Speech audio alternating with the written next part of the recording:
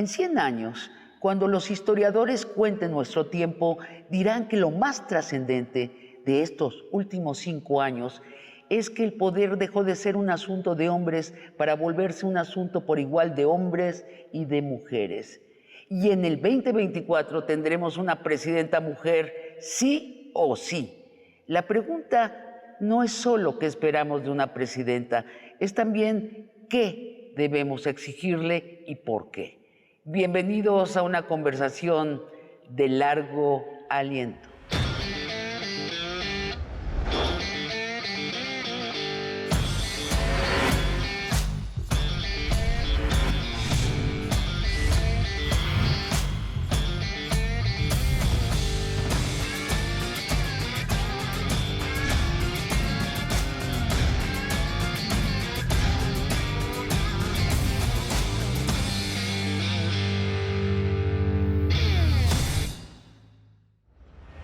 Renata Turrent, Ingrid Gómez, bienvenidas a Largo Aliento. Felices de estar acá. Muchas gracias.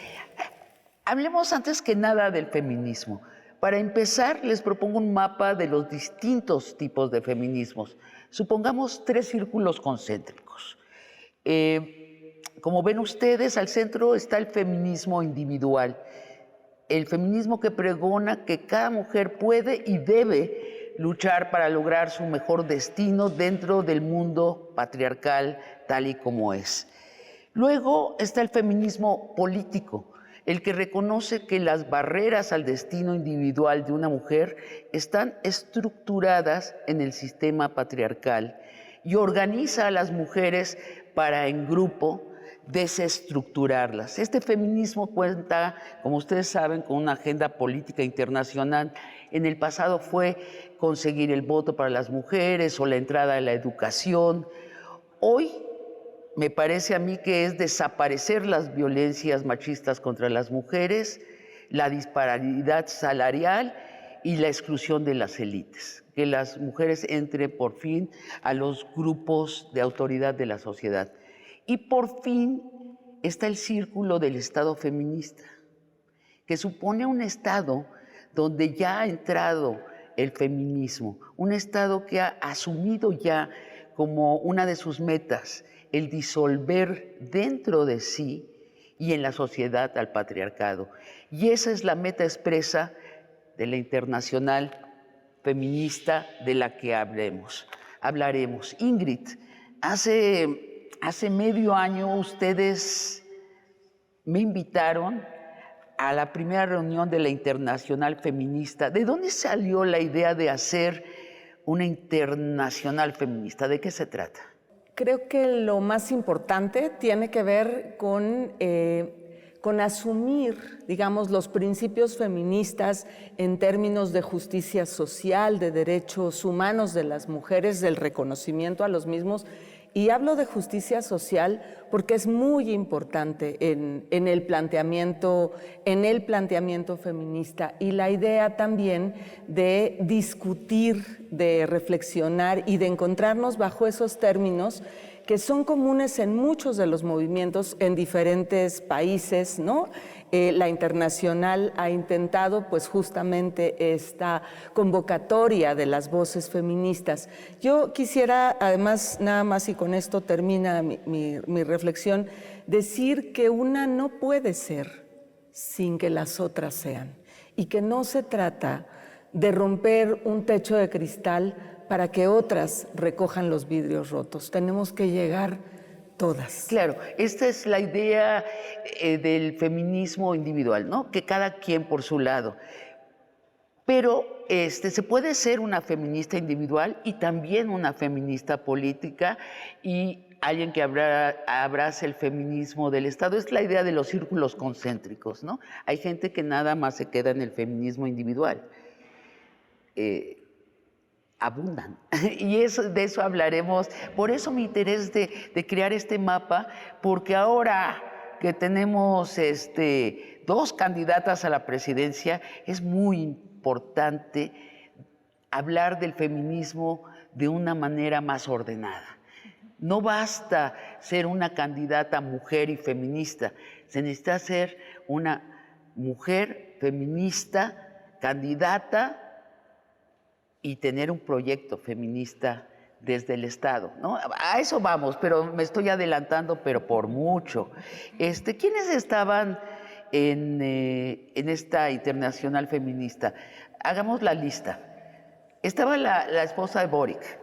Bueno, estaba la compañera de Boric, había representantes de Argentina, estaba la ministra estaba la ministra de la Igualdad de Argentina, estaba de aquí de México Nadine Gassmann, que es la presidenta del Instituto Nacional de las Mujeres, pero también estaban compañeras, muchas compañeras del movimiento y que ahora han arribado a diferentes responsabilidades en el gobierno. Fabiola Alanizámano, la comisionada nacional para prevenir, sancionar y erradicar la violencia contra las mujeres. Estaba, bueno, ya dije Nadine Gassmann, Rocío Mejía. Oye, estaba la ministra de Igualdad de España. De España, Irene Montero. Irene Montero, sí. La controvertida y muy influyente y muy revolucionaria Irene Montero. Así es. Bueno, precisamente estamos hablando que la Internacional Feminista, Renata Ingrid, se propone organizar a las mujeres cuando ya entraron al Estado.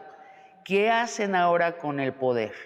¿Cómo benefician desde el poder a otras mujeres? Que ahí sí hay una diferencia, un poco regresando al mapa que nos propones, hay una diferencia interesante o una separación interesante en cómo las mujeres de izquierda, las feministas de izquierda en nuestro país están o nos estamos organizando porque tenemos espacios de decisión como no se había tenido antes, ¿no? Tenemos estos datos muy interesantes de cómo se veían los gabinetes previos a este sexenio, donde había 2, a lo mucho 3. Pues hagamos la cuenta con cuidado, porque es súper interesante. Dos ministras en Fox. Sí. Calderón, 3. Creo que 3. Peña Nieto. Creo que de regreso a 2. Y acabó con 3. Pero ahorita 10. 10. Gobernadoras, ¿cuántas había? Siempre había en los 2, a lo más 3. Ahorita, ¿cuántas gobernadoras tenemos? 10, ¿no? 10 ya, 10. Y el otro dato importantísimo, los congresos locales y federal, paridad, mitad hombres y mitad mujeres. Si me permiten, yo creo que cuando los historiadores narren nuestra época, en lo que se van a detener antes que nada es en la llegada masiva en estos últimos 5 años, por diferentes circunstancias, de las mujeres al poder. Esto es lo más, incluso al ojo, es lo más notable. Porque vemos incluso si ves un consejo de empresarios, son puros hombres, otros gabinetes, ¿no? Entonces, la llegada de las mujeres en nuestro país, digo, México es uno de los países donde más hay paridad en la política. Parece ser, está entre los 2 más altos. Dependiendo de qué se mida, pero, femenina, sí. Totalmente. Y el hecho de que las mujeres sepamos que estamos que tenemos acceso a esas posiciones, como bien dices, por varias vías, ¿no? Hay algunas que son legislativas y que se hizo paridad. Pues por todas partes. Por todas partes. O sea, estamos, ¿no?, en el Estado. Llegamos al Estado, estamos ahí en la mesa de las discusiones del Estado. Y ahí es donde yo creo que radica la diferencia importantísima entre cómo nos organizamos las feministas de izquierda y cómo se organizan, si es que le podemos llamar organización, a las mujeres que no se identifican o no están dentro de la izquierda mexicana, ¿no? Del lado de la Internacional Feminista es uno de los ejemplos, pero creo que la manera en la que las mujeres de izquierda en nuestro país nos hemos organizado para tener una plataforma y ¿Dice plataforma quiere decir un proyecto?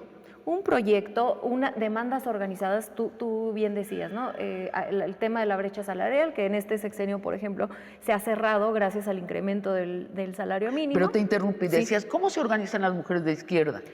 Hacemos este tipo de cosas, ¿no? Está la Internacional Feminista. Y son súper políticas, ¿eh? Súper políticas, y tenemos ciertas organizaciones entre nosotras más pequeñas donde estamos llevando las demandas que tenemos. Hay compañeras que están ahorita hablando mucho, por ejemplo, de los estados que faltan para la legalización del aborto, ¿no? Porque la Suprema Corte ya lo descriminalizó. Imagínate, pero Beatriz Paredes negoció con la Iglesia que en 17 estados se prohibiera el aborto, ¿no? Y era candidata a la presidencia y se ostentaba como feminista. Claro. Esto es lo grueso, lo grave. La falta de conciencia feminista de las mujeres que cubren la política, de decir, no, habiendo vetado el aborto en coalición con la izquierda y con la Iglesia y con el PAN, no puedes usar el adjetivo feminista. Que bueno, yo parto de decir que como persona, Ingrid no tiene el feministómetro ni la credencialización, pero sí creo que en los planteamientos del movimiento feminista, y retomando estos ejemplos que tú dabas, aquellos que hacen que la exigencia de que las mujeres entremos a la educación o las propias sufragistas, ¿no? para conseguir el voto, o estas mujeres que mueren en una protesta en una fábrica en Nueva York, un 8 de marzo, todas enarbolaban banderas en materia de justicia social. El feminismo nace consustancialmente a ideas de izquierda. Ok, vamos a llegar allí y vamos a hablar, no vamos a evadir la discusión Xóchitl y Claudia, créanme, pero enriquezcamos un poquito más el contexto. La reunión de la Internacional Feminista sucedió en Iztapalapa porque su alcaldesa, Clara Brugada, que ha estado en largo aliento, ya está ejerciendo un gobierno feminista en su alcaldía. Ingrid, ¿cómo lo está ejerciendo Clara Brugada? ¿Qué hace? ¿Qué es lo feminista en el gobierno de Clara Brugada?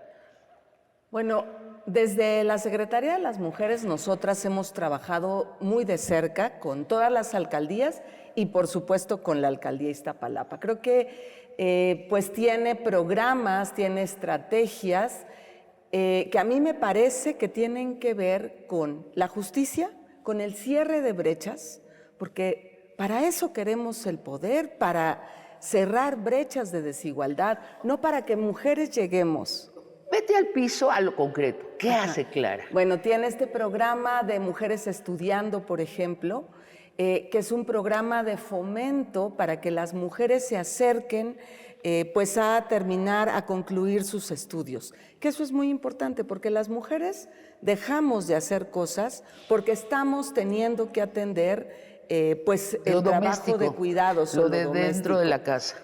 Efectivamente, nosotras desde la Secretaría de las Mujeres pues enlazamos este tipo de estrategias, sobre todo con procesos también de capacitación. Tenemos un área de capacitación importante, pero me parece que hemos hecho un trabajo, digamos el 1-2 o el 1-1, a partir de sus compañeras siempre vivas, que son estas promotoras de los derechos, pero que también van identificando si hay violencia en los hogares. Oye, Ingrid, acabo de notar que tienes las uñas moradas y también la máscara morada. Bueno, fíjate, de pronto soy de lento aprendizaje. Entonces, Renata, ¿qué otras cosas hace Clara? Porque a mí sí me parece ejemplar el feminismo de Estado de Clara Brugada.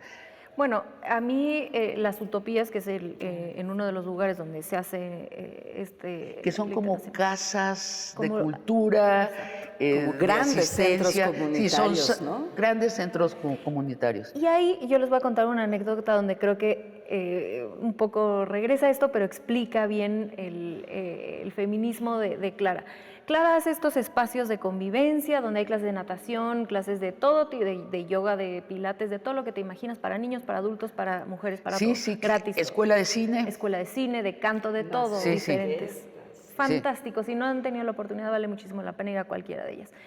¿Qué significa esto para la sociedad? Que las mujeres, obviamente es abierto para todos, pero para las mujeres que no tienen la posibilidad de llevar a sus hijos a una clase de natación, lo que sea, pueden ir, ellas también tomar una clase, tienen spas, espacios para aprender a hacer jabones, vaya, hay una variedad de actividades que pueden ellas hacer, sus hijos e hijas hacer al mismo tiempo, y eso es un trabajo de cuidado colectivo, que esa es la diferencia interesantísima. Entraremos al concepto de cuidado con cuidado. Con más cuidado.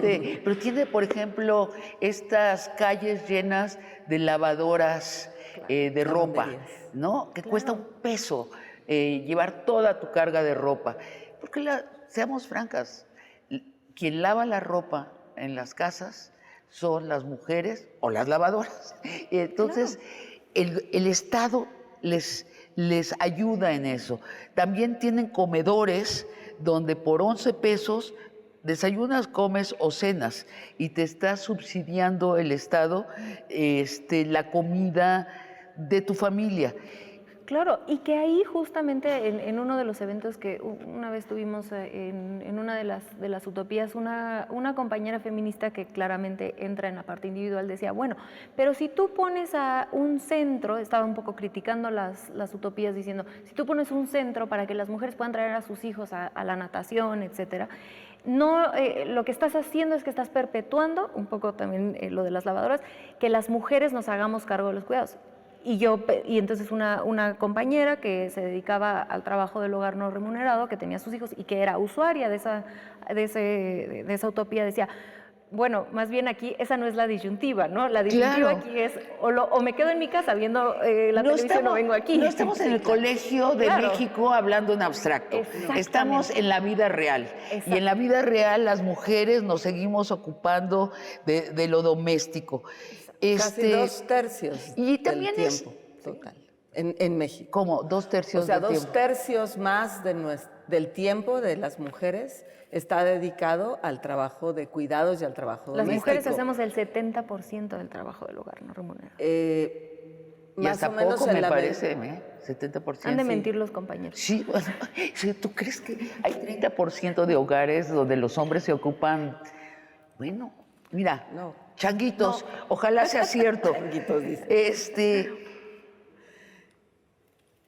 Yo Y nada también- más te quisiera decir, creo que Iztapalapa tiene todo un ejemplo que recupera la esencia de pues, las políticas feministas. Y eso es importante decirlo.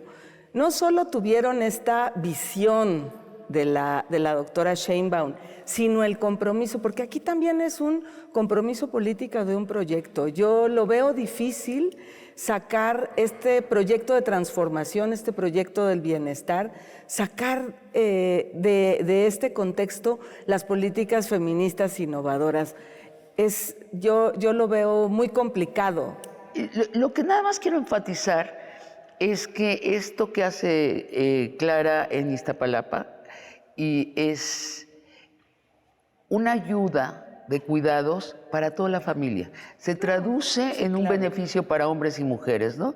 Eso también es un hallazgo de este tipo de feminismo. No es un feminismo que nos separa a los géneros, sino que nos ayuda desde allí donde nos encontramos, que es en los hogares.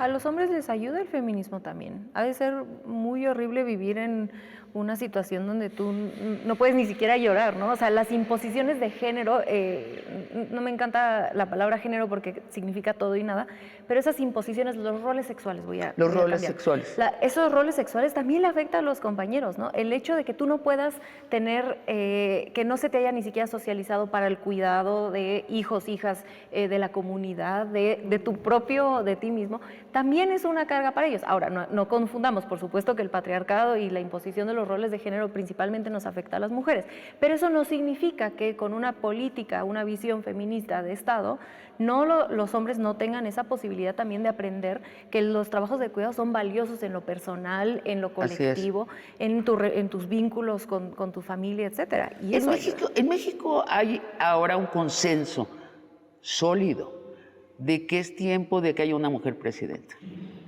Tanto así que los dos bandos políticos, la izquierda y el frente opositor, tienen candidatas mujeres, de manera que tendremos presidenta sí o sí. Creo que es una oportunidad maravillosa para México, la verdad. Sin embargo, podría ser una enorme desilusión.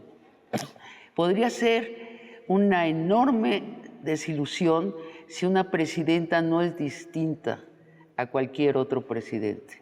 ¿No están de acuerdo en esto? totalmente, una Margaret Thatcher. una Margaret Thatcher, Incluso una Hillary Clinton, con todo respeto para Hillary con Clinton. todo, bueno, Angela Merkel, claro. No, Angela Merkel. Angela Merkel, claro. que nunca reconoció su feminismo hasta que se fue. Tantas y tantas mujeres, yo diría que la mayoría de las presidentas que ha habido en el mundo no han sido En lo individual. significativamente distintas por ser mujeres.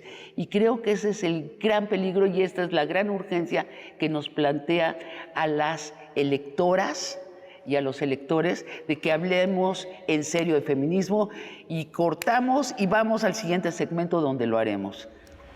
Xóchitl, bueno, recién ha sido nombrada la candidata del Frente, hay que concederle que no ha tenido el tiempo de expresarse sobre esto, pero también hay que poner en claro que la prensa mexicana no enfrenta a ninguna de las dos candidatas a estas preguntas sobre la mitad de la población, sobre las mujeres.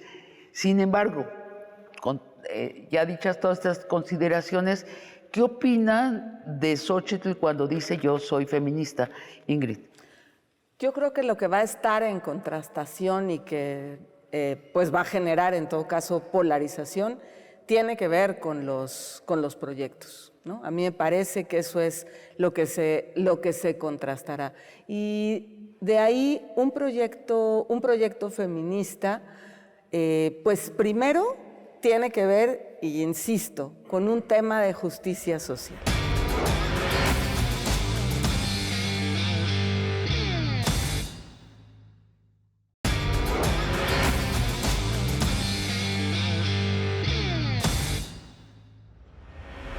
Renata, Ingrid, ¿corremos el riesgo de confundir que una candidata sea feminista en lo individual, en su vida personal, con el hecho de que tenga un proyecto feminista para el país, de quepa todo el país? Por eso, primero les pido que hablemos de lo que las mujeres esperamos de una presidenta. Acá entra la agenda del feminismo internacional. El feminismo internacional que luchó para que las mujeres votáramos y pudiéramos educarnos. Hoy, ¿cuál es su agenda, Ingrid? Yo creo que sigue siendo el tema del combate a todas las violencias, acoso, violación, hostigamiento, las violencias sexuales, evidentemente el feminicidio. ¿Y qué más? Y yo creo que otra que tiene que ver con el cierre de brechas, tú lo decías iniciando. La brecha salarial. La brecha salarial, pero que tiene que ver también con pues hablar de estas dobles y triples jornadas que no están revaloradas, que no están Sí, que el trabajo doméstico, la economía ni lo contabiliza. Ni lo contabiliza. Hay que contabilizarlo, hay que ayudarle a las mujeres, ¿no? Y no solo hay que contabilizarlo, sino también hay que redistribuirlo. Claro. O sea, no es un trabajo que las mujeres tengamos todo el tiempo que hacer. Hay una cosa que a mí a lo mejor como psicóloga es que me llama mucho la atención, que está cobrando cada vez más fuerza en la discusión sobre el tema de cuidados, que es la carga mental. ¿La carga qué? La carga mental que tenemos. O sea, no nos desconectamos. Las mujeres estamos pensando, aunque no hagamos físicamente ese trabajo de cuidados, es la ropa, la lavandería, la ropa, la tintorería, ¿sabes? Y, por ejemplo, hablando de Clara, las utopías tienen estos espacios que en Colombia se llaman espacios de respiro. A mí me gusta mucho lo que significa el término, porque es como respirar en el autocuidado, los spas, o sea, las ¿tú te imaginas que el Estado mexicano ponga spas para las mujeres? ¿Sí, Renata? Yo creo que tenemos, y tendríamos que estar profundizando en la transformación. Ahora, hablemos de algo muy serio, el feminicidio. ¿Cuáles son los números en la Ciudad de México del feminicidio? Renata, ¿tú te lo sabes? Pues la política pública, y lo puedo quizá trataré de conectarlo un poco con lo que estábamos hablando de esta diferencia entre una mujer que podría llegar incluso a ser feminista en lo individual, pero no necesariamente tiene un proyecto feminista. Basta ver entre las dos candidatas el trabajo que se hizo en la Ciudad de México, por supuesto a cargo de, ¿Qué se hizo? de Ingrid. En feminicidio. En feminicidio. Ahorita nos los va a contar seguramente Ingrid mejor, pero en cada MP, por ejemplo, hay una abogada de las mujeres, ¿no? Entonces, si tú llegas después de una violación o algún evento de violencia doméstica, que suelen ser de pronto que sube la violencia y ahí llegan a aparecer los feminicidios, hay una abogada que está capacitada en materia de mujeres para que te ayude a llevar tu proceso. Eso, la coordinación con la Fiscalía de la Ciudad de México, por supuesto, existen las lunas que son importantísimas, que lleva la Secretaría de las Mujeres. ¿Qué son las lunas, Ingrid? Son pues las unidades territoriales de atención y prevención a la violencia de género. Okay. Básicamente tienen dos tareas importantes y una de ellas es prevenir feminicidios. ¿Cuántas hay en la Ciudad de México? Tenemos México? 27 espacios en las 16 alcaldías. ¿Y no estaban antes de Claudia Sheinbaum? Lo que no estaba era este modelo de intervención y de coordinación con otras instancias. También hay un teléfono al que se marca en emergencias. Claro. ¿Funciona eso? Funciona las 24 horas del día, los 365 días del año, y es *765. Una llamada te va a brindar servicios de atención integral. Las avenidas iluminadas también para que las mujeres puedan caminar en la noche. Los senderos seguros, el apoyo a las mujeres que están en situación de violencia. Y para mí uno que es importantísimo, que es el agresor sale de casa. Si yo soy un hombre, le pego a mi esposa o a la pareja, y un juez o jueza da el permiso de que, aunque la propiedad sea mía, si yo fui el agresor, yo me tengo que salir de mi casa para que mis hijas e hijos se puedan quedar ahí. Ahí lo que se pone por encima es una discusión de fondo muy interesante, porque es el derecho de las mujeres a vivir una vida libre de violencia versus el derecho a la propiedad privada. Y la Ciudad de México pone por encima el derecho de las mujeres. Eso es importante, eso es política feminista. Sí, podríamos hacer un congreso nada más sobre lo que implica ideológicamente. Ahora, ¿cuáles son los números, el resultado? El resultado de estas políticas integrales, disminución, este es el dato del último informe que damos públicamente, 30% de los feminicidios, ya hay un aumento en las vinculaciones a proceso. Es decir, estamos trabajando también, que ese es un trabajo que ha hecho la Fiscalía. O sea, que los feminicidas terminan en la cárcel. Un incremento del 55%. De feminicidas. De feminicidas en la cárcel. Vinculados a proceso. Eso es tienen prisión preventiva, además. Eso es importantísimo. Es importantísimo, claro, porque justamente, y no hay otra entidad federativa, y aquí a mí de pronto me llama la atención los medios de comunicación que explotan el tema de los feministas de manera tramposa, y hacen esta confrontación que creo que existe en ciertos sectores, pero entre la 4T y el feminismo, pero al mismo tiempo no reconocen que el único grupo organizado de feministas está dentro de la 4T, que lo hablábamos en el bloque anterior, ¿no? El único grupo, bueno, no, eso te dirán las mujeres del frente que no están de acuerdo, que ellas también tienen sus grupos. Que me platiquen una política pública que hayan impulsado desde ese grupo organizado para mejorar la vida de las mujeres. La marcha. No existe, no le ha cambiado la vida a las mujeres, cosa que sí se ha cambiado con ese grupo organizado dentro de la 4T que ha estado exigiendo una tras otra diferentes cosas, que no solamente es el derecho a decidir sobre el cuerpo, es el derecho a la vida libre de violencia y políticas públicas muy concretas que tendríamos que estar estudiando a nivel nacional porque ya han funcionado en la Ciudad de México para disminuir el feminicidio, cosa que no podemos ver. Es tan importante lo que estamos hablando porque corremos el riesgo de verdad de echarnos unas campañas donde suene la palabra feminismo y nunca las electoras reclamemos a las dos candidatas proyectos concretos. Y es como si todavía no nos tomáramos en serio que somos la mitad de la población y que además, un poquito 51% más, y que además la salud del resto de la población también está involucrada en esto. Que creo que, por cierto, los hombres, una gran parte de los hombres mexicanos ya lo han asumido y lo ve uno en la esperanza con que esperan a estas candidatas en ambos bandos. Y el gran peligro, vuelvo a repetir, es defraudar esa esperanza. Yo les pregunto, ustedes que están en la izquierda, ¿Claudia Sheinbaum abrazaría un proyecto de cuidados similar al de Clara Brugada? ¿Cómo se traduciría aparte del combate a las violencias, el feminismo de Claudia? Ingrid. Bueno, creo que las políticas en la Ciudad de México son un botón de muestra de esta agenda claramente comprometida con las mujeres. Hemos ¿no? visto en Claudia su combate a las violencias, pero ¿hay más políticas feministas? Claro, hay más políticas feministas. Mira, uno de los cuidados se traduce también en el cuidado del medio ambiente para mujeres que viven sobre todo en estas zonas rurales y semirurales que tiene la Ciudad de México, alcaldías como Milpalta, como Tláhuac, como Tlalpan, Magdalena Contreras. El 46% de las beneficiarias del programa Altépetl, que es un programa de conservación, de defensa del suelo de conservación, que es importantísimo en la ciudad, son mujeres. Pero no ha tenido esta política hacia la familia, las lavadoras. Pero los pilares sí. ¿Qué son los pilares y cuántos hay? Empieza por decir, ¿cuántos hay en la Ciudad de México, Renata? Bueno, los pilares son estos centros, hay 300 en las 16 alcaldías y hay espacio para acabar la prepa, para aprender programación, para que los niños tengan espacio ahí también.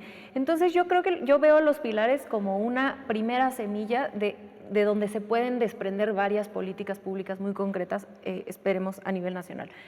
Una, la de cuidados, que Claudia Sheinbaum ha sido muy insistente en empezar a pensar en la política de cuidados desde la primera infancia, es decir, con niños y niñas muy pequeñitas. Pero también un modelo para educación para quien no terminó, por ejemplo, la preparatoria, un espacio de convivencia porque también hay clases de música, de arte, etcétera.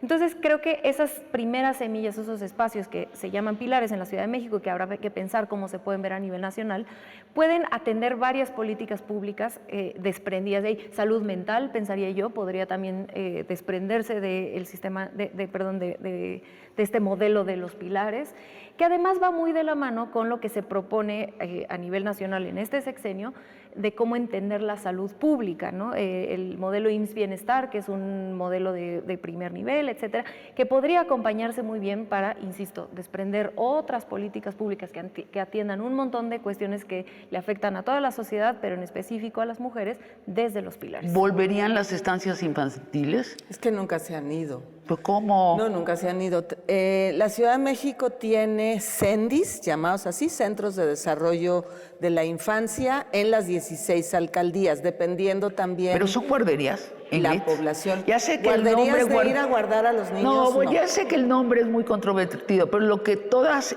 y todos entendemos cuando dices guarderías, ¿son guarderías? Un espacio de cuidados donde van a recibir al menos dejas 2 alimentos. ¿Dejas a tu niño menor de edad, donde- ¿de qué edad? ¿De 3 años? Maternales, digamos, entre un año ¿Desde a un 3, año? De 1 año a 3. De 1 año a 3 puedes dejarlos allí, Sí, al cuidado... Al cuidado de personal especializado. Estos son los CENDIs que tienen las alcaldías. Y luego están nunca se fueron las estancias infantiles en la Ciudad En de la Ciudad México. de México no. Mira, O sea, había una infraestructura de estancias las infantiles. escuelas de tiempo completo. Las escuelas de tiempo completo tampoco se fueron de la Ciudad de México. De la Ciudad de México, no. La entonces jefa de gobierno anunció que se continuarían las escuelas de tiempo completo. Yo creo que esta es una política en materia de educación que tiene mucho que ver también con un espacio de cuidados, porque el espacio de cuidados no es solamente procurar servicios que cuidan, sino también procurar servicios para el desarrollo integral de las personas. Por eso en el ámbito educativo es importante. Y las escuelas de tiempo completo a mí me parece que tienen esta función. Es que, por ejemplo, Claudia habla del sistema de cuidados como el nombre de su proyecto. O sea, esto es lo que está al centro del proyecto, pero como ha estado vetada de explicar su proyecto, pues lo escuchamos como una taquigrafía que no estamos seguras de que comprende. También implica, supongo, el sistema de cuidados reforzar al seguro social. Sí, y creo que aquí el debate que va a ser interesante en las campañas es justamente esta discusión que se tiene, no es nueva, por supuesto, entre la izquierda y la derecha, de a quién le corresponde Exacto. dar esos servicios y esos derechos. La izquierda dice al Estado. Claro. Y la derecha Al dice mercado. al mercado. Y yo creo que hay que estos servicios de cuidado, desde la mirada de las izquierdas, se tienen que desfamiliarizar, es decir, que las familias no asuman esos costos por sí solas, porque a lo mejor, bueno, cuando regresen al hogar los niños o las personas con discapacidad o los adultos mayores, pues en la organización familiar se proveerán algunos de los servicios. Hay que desmercantilizar, porque hoy una estancia infantil, una guardería, un centro de desarrollo infantil a nivel privado, pues te puede costar entre 6 y 12 mil pesos mensuales, y eso solo lo puede pagar quienes tienen ingresos superiores a los salarios mínimos. Entonces sí hay ¿Y te refieres a estas una estancias mercantilización que el PAN permitió y que favoreció? No, porque estas estancias que No, me refiero favoreció... a las del mercado. Ah, a no, las que cuestan. estancias del mercado, Estas pues, son las estancias, privadas. pero esas son las estancias donde delegó el PAN el cuidado de los niños. ¿Sí me explicó? No, hubiera sido lo óptimo, pero desde el gobierno de Fox se crearon, que eso también venía siendo una política de la izquierda a partir de que emergieron pues espacios coordinados y además que hacían los cuidados las madres educadoras a partir de la Coordinadora Popular de Madres Educadoras, que es un proyecto de izquierda. Acuérdate que Fox dijo, bueno, pues ahora vamos a hacer las guarderías de la Sedesol, y entonces dio un monto a quienes quisieran montar una guardería, y ahí está ABC. Es lo que te refieres al mercado, a las guarderías A la atendidas por el privatización. mercado. Quiero hablar con ustedes de esta esperanza secreta, no apalabrada, de que una presidenta va a disminuir la polarización en el país, la rijosidad, la violencia. ¿Está fundada esa esperanza, Renata? Yo creo que, empiezo diciendo que nuestro país lleva polarizado, no es nuevo, ¿no? Lo que pasa es que ahora es muy evidente porque quien tenía el poder político, económico, mediático, eran las mismas personas, ¿no? El mismo grupo de hombres. Entonces no necesariamente veíamos que había una polarización. Y hoy sí lo vemos porque la configuración de poder ha cambiado, no en todos los aspectos, por supuesto, pero por lo menos el poder político, y eso ha permitido que haya permeado a algunos pequeños... Estoy totalmente de acuerdo. Estamos en un país polarizado realmente. Sí. Para empezar, las clases sociales sí existen porque existen, claro, y hay abismos entre ellos. Hoy un solo hombre tiene más dinero que 65 millones de mexicanos, y menos de 1,000 familias tienen más dinero que 112 millones de mexicanos. Entonces, la realidad es polarizada. Pero ha habido este sexenio, y yo no tengo una opinión moral sobre esto, pero es una pregunta, la esperanza de que en el lenguaje público va a disminuir la confrontación. Primero, te pregunto, Renata, ¿es deseable? Y luego, ¿una mujer presidenta va a disminuir esa rijosidad o no? Yo creo que tendrá pensando en la más probable, por los números que vemos, que sería Claudia Sheinbaum, yo creo que tendrá algunas cuestiones de su visión política donde sí se seguirá polarizando. Y creo que, por ejemplo, el tema de las mujeres, el hecho de que estemos hablando de esto, sí, también hay una polarización entre hombres y mujeres. También la existe. Hay una gran desigualdad. Claro que la hay. Y es natural que entonces cuando hay un levantamiento de un movimiento masivo en México, en el caso del feminismo, cierta parte de los hombres, de los compañeros, pongan cierta resistencia y eso genera de pronto polarización que es normal, natural en cualquier democracia, ¿no? Entonces yo creo que habrá temas en específico. Claudia, por ejemplo, es tiene opiniones muy sólidas y una trayectoria muy sólida, como por ejemplo la soberanía energética. Y en eso, por ejemplo, creo que va a seguir habiendo polarización importante, o en la privatización de los servicios públicos.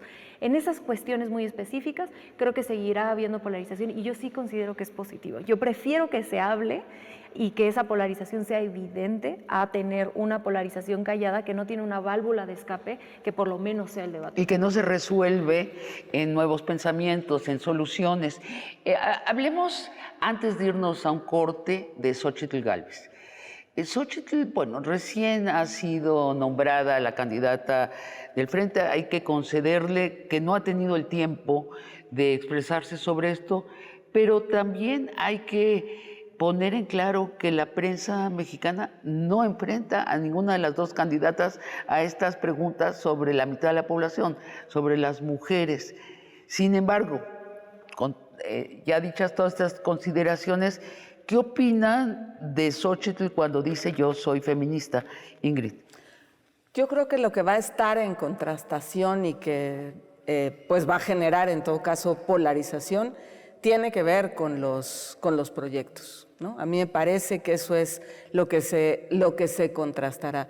Y de ahí un proyecto feminista, pues primero tiene que ver, y insisto, con un tema de justicia social. O sea, no puede haber... O sea, no puedes ser feminista si no eres de izquierda, es tu postura. Yo creo que... No estás sola en esta postura, pero es lo que estás diciendo. Yo creo que es consustancial, ¿no? A una postura de construcción de todas y todos. Por eso es que cuando hablas de política pública, estás hablando de cómo solucionar los grandes problemas o cómo abordar aquello que es el bien común para todas y todos. Y el ejemplo que ustedes ponían de los senderos seguros, a mí me parece que es un tema de política pública que si bien se expresa hacia las mujeres, tiene repercusiones hacia todas y todos. Y a eso va el proyecto. Yo creo que nos conviene a las mujeres que compitan las candidatas por un proyecto feminista. Y que compitan los proyectos. Sí, ¿no? Claro. Eso es. Hay que pedirles que esperamos. sean muy explícitas y ponerlas a competir y a debatir. Renata, ¿qué piensas del feminismo Xóchitl hasta ahora? Yo creo que ahí es muy interesante, ¿no? Con el surgimiento masivo del feminismo en el mundo, pero en particular ahí en México y en la Ciudad de México además. Creo que hay ciertas confusiones teóricas normales, naturales, pero que además hay otra parte que de este neoliberalismo rapaz que todo quiere cooptar, que ha logrado ganar cierta narrativa en qué significa el feminismo. Y yo creo que esa falta de formación sobre qué significa el feminismo de manera más amplia, más allá de pensar que el feminismo significa que estés a favor del aborto, o que quieras que las mujeres tengan el mismo salario. Bueno, eso es parte de la agenda feminista, claro, pero eso no es solamente el feminismo, es muchísimo más amplio. Así y como bien decía Ingrid, tiene una base teórica consustancial a la izquierda, que es de este bienestar social. Duro y dale. Entonces creo que no me atrevo, como bien decía Ingrid, a decir yo sí, tú no, el cadenera del feminismo, por supuesto que no, pero sí creo que hay cierta confusión en cuanto a qué se nombra como feminismo. Hay una enorme confusión. Por eso empezamos este programa. No es feminismo complaciente, ¿eh? Las feministas somos incómodas hasta para nosotras, las feministas. Y si no somos incómodas es que no estamos cambiando al mundo, ¿no? Porque hay que pegarle al sistema de dominación. Y por eso empezamos este programa hablando de la diferencia entre un feminismo individual, diciendo, yo me llevo muy bien con mi esposo y los dos lavamos los trastes y yo estoy de acuerdo que las mujeres usan zapatos bajos si quieren y que aborten y mi sobrina abortó porque ella decidió. Ese feminismo es el feminismo individual y debemos, las electoras y los electores, tenemos que distinguirlo de un feminismo político y de un feminismo de Estado, ahora que tenemos dos candidatas, y exigirles que se expresen al nivel de hasta arriba. Yo pongo un ejemplo, los vientres, el feminismo, el neoliberalismo ha llegado a penetrar tan adentro que existe parte del feminismo que defiende los vientres de alquiler, ¿no? La subrogación. Sí. Eso es el neoliberalismo más rapaz, es rentar un cuerpo, que las mujeres, parte del feminismo fundamental, la base fundamental del feminismo es estar en contra de la explotación sexual reproductiva de las mujeres. Entonces, creo que esa confusión en cuanto a qué se mete dónde, sí, es la que debemos un poco de destapar para entender que no solamente cuestiones individuales. A mí me parece muy curioso cómo esta revolución política feminista en la prensa apenas se está reflejando como que haya paridad en las mesas de discusión o en las plumas de los periódicos. Creo que están muy atrás nuestra prensa y nuestras organizaciones educativas en lo que ya está sucediendo en las calles y en la política. Y de eso hablaremos el próximo bloque, nuestro bloque de conclusiones. ¿Hay un ataque misógino contra las mujeres candidatas actualmente? Sí, yo no creo que haya una mujer que estemos en la esfera pública, en cualquier ámbito, incluyendo por supuesto la política, que no seamos violentadas o que no seamos víctimas de ataques misóginos, ¿no? A todas las que se nos ocurre salir de nuestra casa, porque eso es parte de la construcción del patriarcado, que las mujeres se reparte el trabajo, las mujeres se van a la casa y se dedican a la esfera privada y los hombres a la esfera pública. Si tú como mujer te atreves a salir a la pública, te vamos a recordar como sistema que vas para atrás y vas de regreso a tu casa. Que tú no correspondes acá.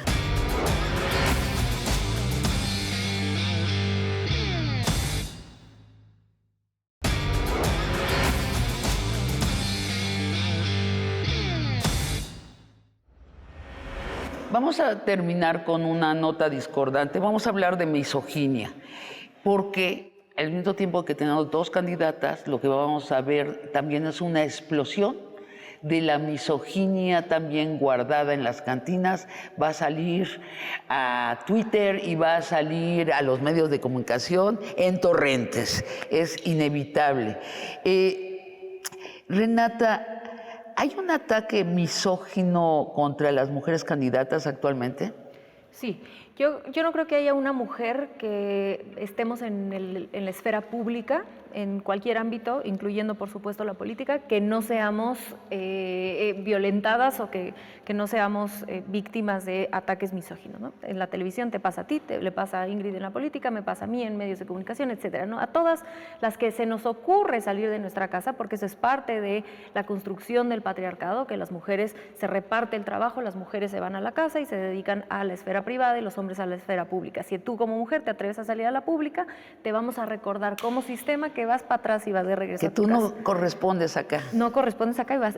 Y parte de lo que del feminismo se llama género, pero como imposición, es recordarle a las mujeres cuál es tu rol en la sociedad. Exacto. Que es dentro de la casa. Entonces, no tengo duda que va a salir, va a brotar la misoginia y que va a ser un arma de ataque, ¿no? Para disminuir políticamente a un Ahora, ¿cómo distinguimos un ataque misógino de un ataque político? Sí, bien fundado, que es parte de la contienda política. ¿Cómo?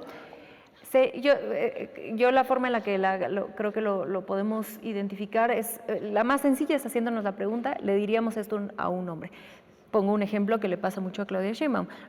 Digo el de ella porque es el que conozco mejor, pero la crítica hacia cómo se peina, por ejemplo, jamás hemos escuchado en la existencia si Peña Nieto se peinaba bien. Exacto. O si Calderón tenía o no. Pero es una crítica fuertísima, ¿no? Una y otra, claro. Y todo el tiempo. La otra, la que es una calca del presidente. Otra, ¿no? Por ejemplo, y ya sé que hablé y ya esto es lo último y me callo, sí. Pero estás acá para hablar. Lo último que quiero decir es que creo que hay una cuestión importante que reconocer, que sería una crítica o una discusión política de decir, Claudia Sheinbaum representa la profundización de un proyecto que inició Andrés Manuel López Obrador. A mí eso no me parece misógino, porque también pienso que Xóchitl Gálvez lo es, y Xóchitl Gálvez representa una profundización o una segunda fase de un proyecto foxista. Yo diría que Xóchitl Gálvez representa una continuación del proyecto neoliberal pero con correcciones de izquierda. Es lo que pretende Xóchitl hacer, porque lo digo porque platicamos precisamente acá en Largo Aliento.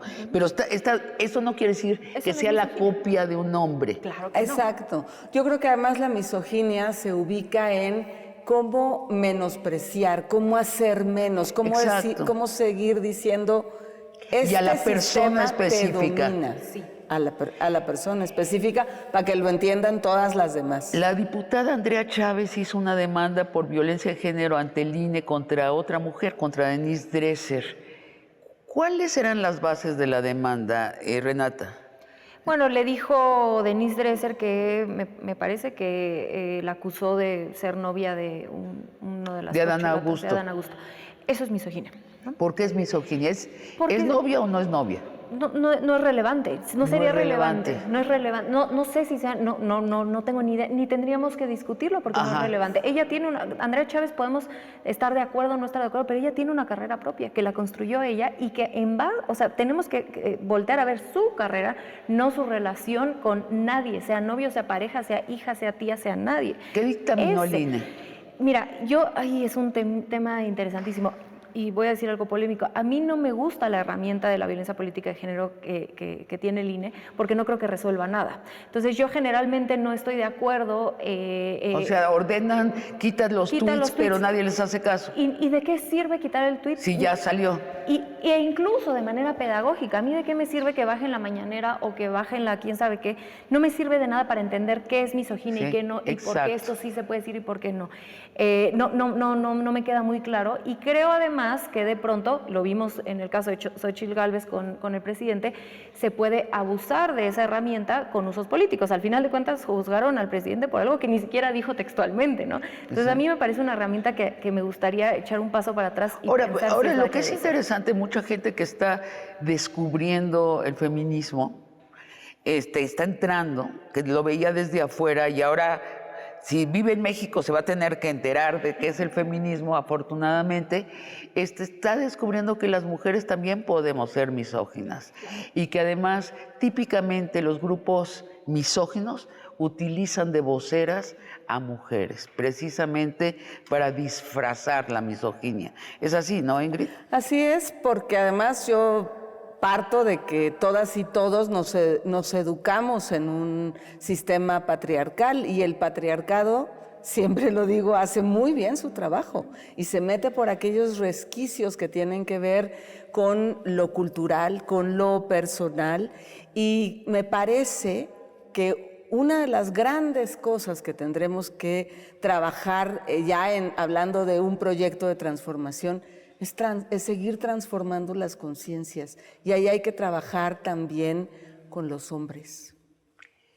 Les agradezco mucho esta conversación de largo aliento y vamos a tener que seguir hablando de feminismo y qué bueno, Hay un mundo que se niega a morir, el del patriarcado, y hay un mundo que está naciendo, que es un mundo feminista que, como vimos en este programa, no es la predominancia de las mujeres, no es un mundo más de iguales y más de defensa de la vida. Muchas gracias, Ingrid, muchas gracias, Renata. Gracias a ustedes. Y a ustedes, amigos y amigas, los espero el próximo jueves para otra conversación de largo aliento.